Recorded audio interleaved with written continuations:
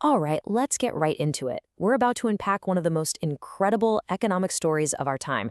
It's the story of how a nation managed to more than double its economy and completely reshape its place in the world, all in the span of a single decade. I mean, that's the big question, isn't it? How does a country jump from 10th place to 4th in the global economic lineup? This isn't just a slow and steady climb, it's a massive, monumental leap. So, what was the secret sauce? How did India actually pull this off? Just look at these numbers for a second. They really tell the tale. In 2014, you're looking at a $2 trillion economy sitting at number 10 in the world. Fast forward to today, and boom, it's a $4.5 trillion economy knocking on the door of the top three. That's not just growth. That's a full-blown economic acceleration. So let's be crystal clear about something right up front. This 10-year leap wasn't some kind of accident or a lucky break. Nope. It was the direct result of a series of deliberate, interconnected reforms that truly changed how the entire Indian economy works, from the ground up. You know, before you can build a giant skyscraper, you have to pour a rock-solid foundation. And that's exactly where this story begins.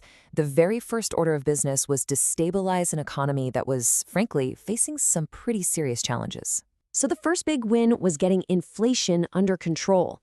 Before 2014, we were seeing these runaway, double-digit inflation rates. That makes it almost impossible for businesses or even families to plan for the future. By wrestling that down into a much more predictable range, the government created stability. That was the bedrock for everything else that was about to come. Okay, next step, stitching the entire country together into one single market.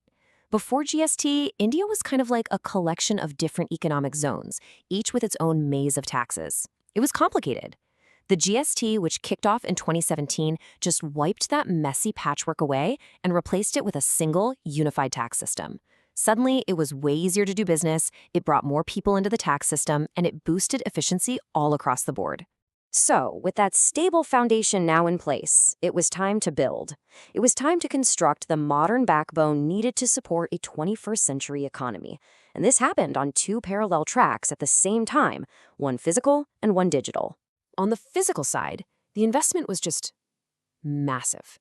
I mean, we're talking about a historic push to build out national highways, modernize airports and railways, expand the capacity of ports, and, get this, connect every single village in the country to the electricity grid.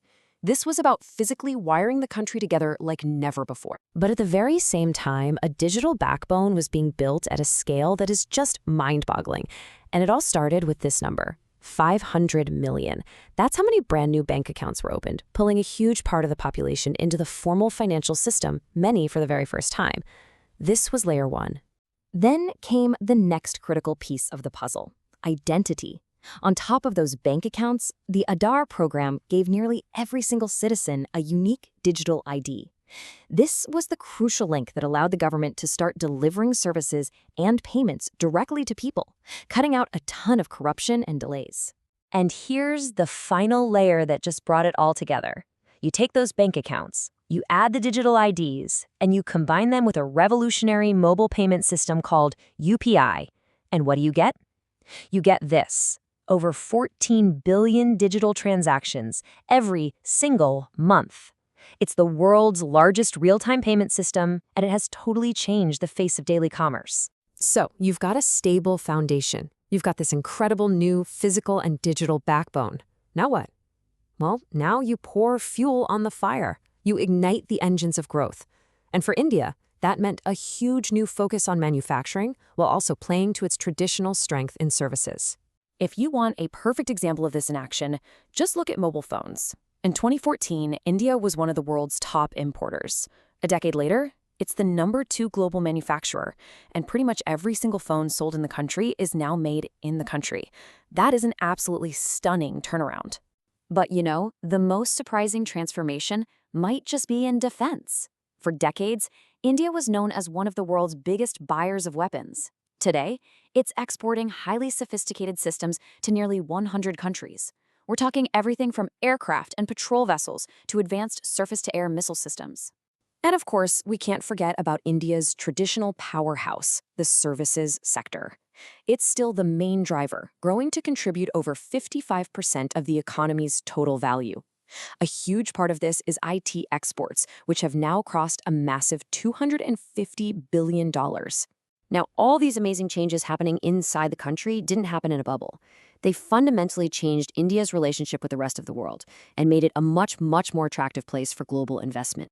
And here's the proof. Check out this monumental jump in the World Bank's Ease of Doing Business rankings, climbing from 142nd all the way to 63rd.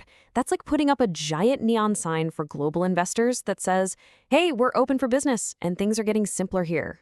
And guess what? The money followed.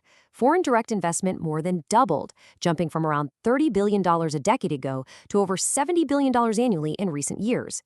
This flood of capital helped fuel that very infrastructure and manufacturing boom we were just talking about.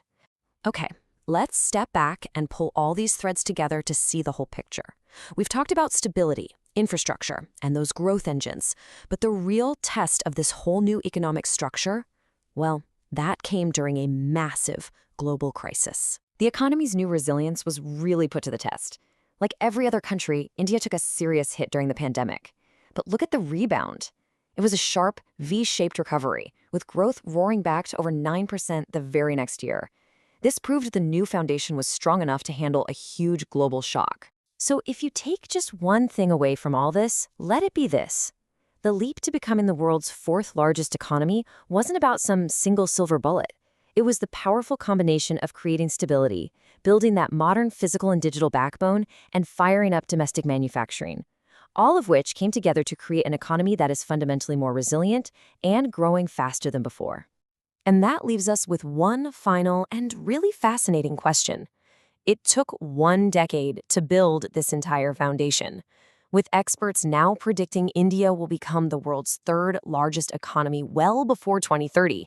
You just have to wonder, what are they going to build on top of that foundation in the decade to come?